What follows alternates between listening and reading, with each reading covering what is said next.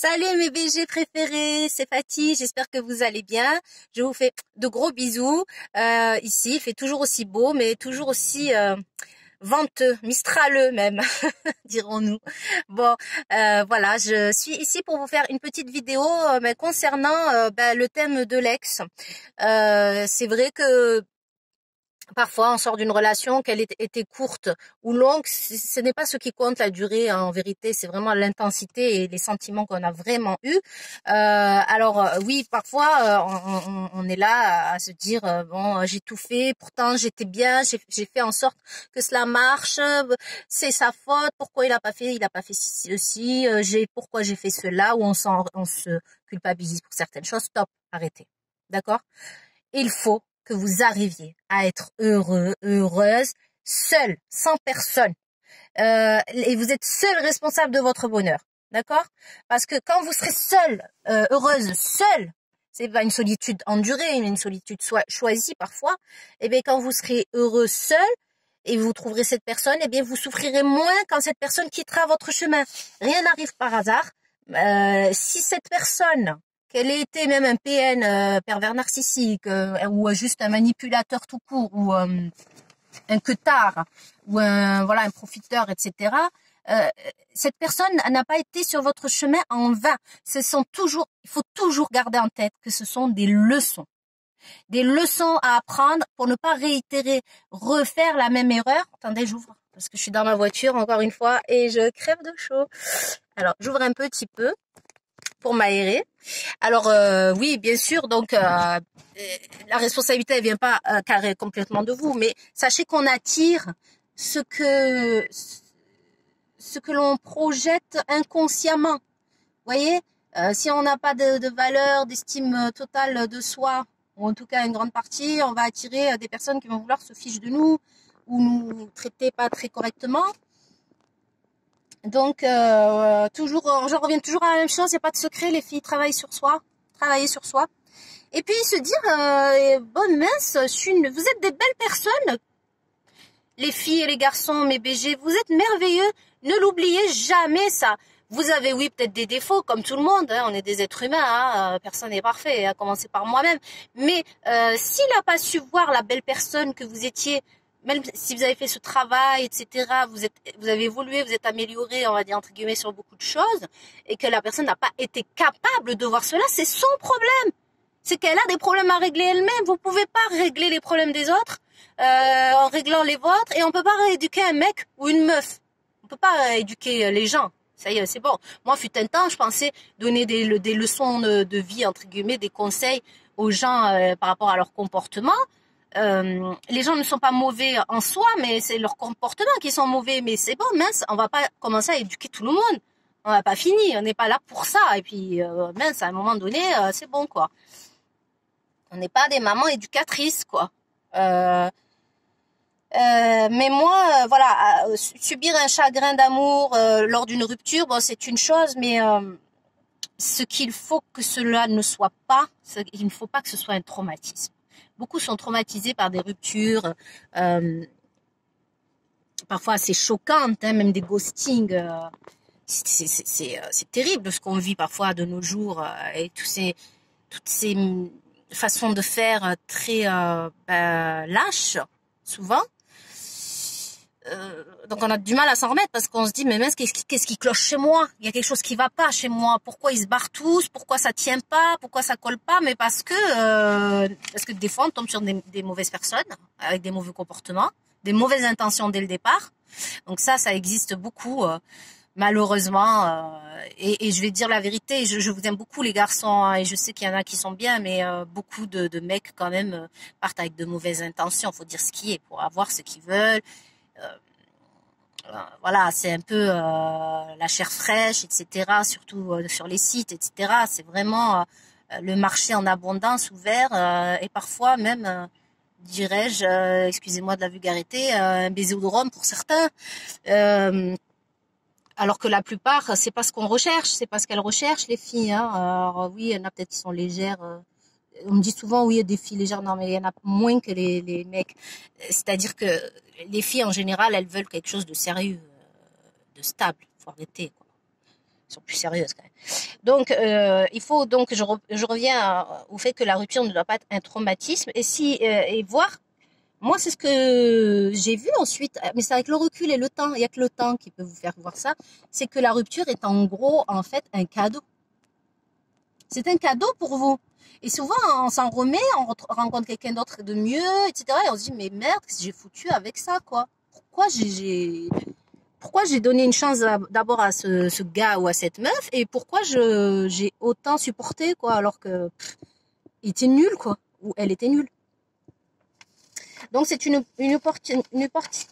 opportunité parce que ça va nous aider. L'autre est un effet miroir, ça va nous aider à voir ce qui parfois cloche chez nous, à savoir parfois la peur d'ouvrir son cœur, la peur de s'engager, la peur de refaire confiance, etc. Donc ça peut nous permettre de voir à travers ce miroir ce qui cloche vraiment chez nous et qui est inconscient, dans le subconscient bien sûr, ce n'est pas conscient. Et sachez, pour ceux qui souffrent, qui sont en grande souffrance, parce que je sais que c'est pas facile, je sais que c'est dur. Je ne peux pas savoir exactement ce que vous vivez parce que je ne suis pas en vous, je ne connais pas votre histoire, je n'ai pas vécu les détails, etc., les sentiments, pardon, et peut-être même les ressentiments, hein, parce que ça se transforme les sentiments, malheureusement, se transforment en ressentiments lors de ruptures brutales comme ça, ou incompréhensibles. Mais sachez que avec le temps, tout passe. Tout passe toujours avec le temps. Même les moments de bonheur passent et les moments de malheur passent aussi. La vie fluctue. Il y a des hauts, des bas, des bonheurs, des malheurs, des bonheurs, des malheurs, mais tout passe. La douleur passe. Comme le bonheur peut passer et revenir, la douleur de même, mais rien n'est linéaire en fait. Donc après, il y a plusieurs stades parce que rompre avec quelqu'un ou avoir été délaissé par quelqu'un, c'est l'équivalent d'un deuil. Il y a d'abord il y a les étapes du deuil, bien sûr.